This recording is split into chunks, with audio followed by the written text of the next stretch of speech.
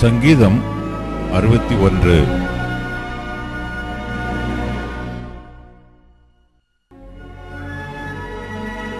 நெகினோத் என்னும் வாத்தியத்தில் வாசிக்க ராகத் தலைவனுக்கு ஒப்புவிக்கப்பட்ட தாவீதின் சங்கீதம்.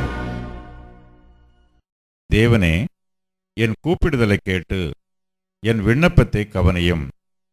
என் இருதயம் தொய்யும்போது பூமியின் கடையாந்திரத்திலிருந்து உம்மை நோக்கி கூப்பிடுவேன். எனக்கு எட்டாத உயரமான கன்மலையில் என்னை கொண்டு போய் விடும். நீர் எனக்கு அடைக்கலமும் சத்துருவுக்கு எதிரே பலத்த துருகமுமாயிருந்தீர்.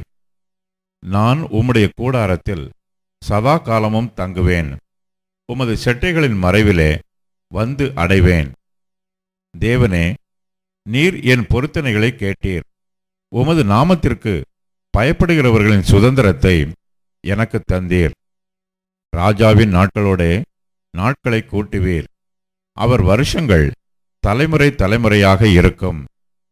அவர் தேவனுக்கு முன்பாக என்றென்றைக்கும் நிலைத்திருப்பார். தயையும் உண்மையும் அவரை காக்க கட்டளையிடும். இப்படியே தினமும் என் பொருத்தனைகளை நான் செலுத்தும்படியாக உமது நாமத்தை என்றைக்கும் கீர்த்தனம் பண்ணுவேன்.